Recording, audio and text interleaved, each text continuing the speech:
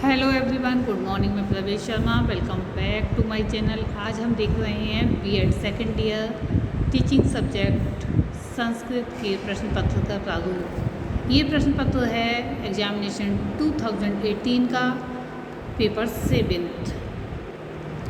Time है 3 hours, maximum marks 40। यहाँ पर हम देख रहे हैं नोट यानी सूचना। निर्देशानुसार सभी खंडों के उत्तर दीजिए। यहाँ बता देना ये उचित है कि खंड यहाँ पर 2 दिए गए हैं, खंड आ और खंड ब। सबसे पहले खंड आ में है दीर्घ उत्तरीय प्रश्न, तो यहाँ भी सूचना दी गई है या फिर निर्देश दिए गए हैं। किन्हीं 2 प्रश्नों के उत्तर दीजिए। प्रत्येक प्रश्न 10 अंकों का है। यहाँ हम देख रहे हैं कि 2 प्रश्न के लिए एक्स्ट्रा प्रश्न दिए गए हैं। यहाँ प्रश्न 4 हैं, जिनमें से 2 प्रश्न हल करने हैं। पहला प्रश्न है वर्तमान भारत में संस्कृत की स्थिति पर एक निबंध लिखिए। दूसरा प्रश्न है संस्कृत भाषा का अन्य भारतीय भाषाओं से संबंध स्पष्ट करते हुए संस्कृत भाषा का सामाजिक एवं सांस्कृतिक महत्व बताइए। यहाँ पर हम देखेंगे कि संस्कृति जो है मिसप्रिंट या टाइपिंग में मिस्टेक हो गई है। यहाँ पर शब्द जो होगा संस्कृत होगा। आगे हम देख रहे हैं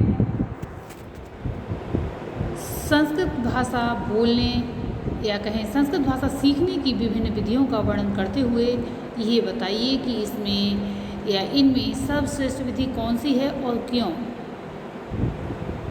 यहाँ पर संस्कृत भाषा सीखने की विभिन्न विधियों का वर्णन करना है, उसके बाद सर्वश्रेष्ठ विधि के बारे में बताना है।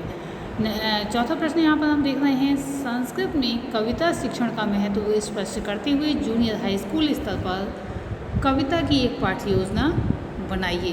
पाठ्य योजना का पूरा प्रारूप देना है। यहाँ पर हम आगे देखेंगे खंड बा, जिसमें कि लघु उत्तरीय प्रश्न हैं। यहाँ भी सूचना अथवा निर्देश दिए गए हैं। किन्हीं 4 प्रश्नों के उत्तर दीजिए। प्रत्येक प्रश्न 5 अंकों का है। यहाँ पर प्रथम प्रश्न हम देख रहे हैं कोठारी कमीशन में भाषा नीति से संबंधित कौन कौन से सुझाव दिए गए हैं। सेकंड प्रश्न है या द्वितीय प्रश्न है भारतीय संविधान के अनुच्छेद 343 एवं 344 में भाषा से संबंधित किन बातों का वर्णन है। तीसरा प्रश्न है पूर्व माध्यमिक स्तर के विद्यार्थियों को संस्कृत पढ़ाते समय एक अध्यापक को किन समस्याओं का सामना करना पड़ता है। चौथा प्रश्न है संस्कृत भाषा को सिखाने के लिए व्याकरण अनुवाद विधि का प्रयोग आप कैसे करेंगे। प्रश्न नंबर 5 है संस्कृत उच्चारण में विद्यार्थियों के समक्ष आने वाली सामान्य समस्याएं कौन कौन सी हैं, आप उन्हें कैसे दूर करेंगे।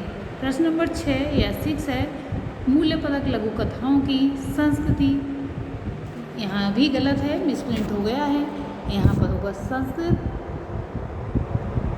मूल्यपरक लघु कथाओं की संस्कृत शिक्षण में भूमिका लिखिए।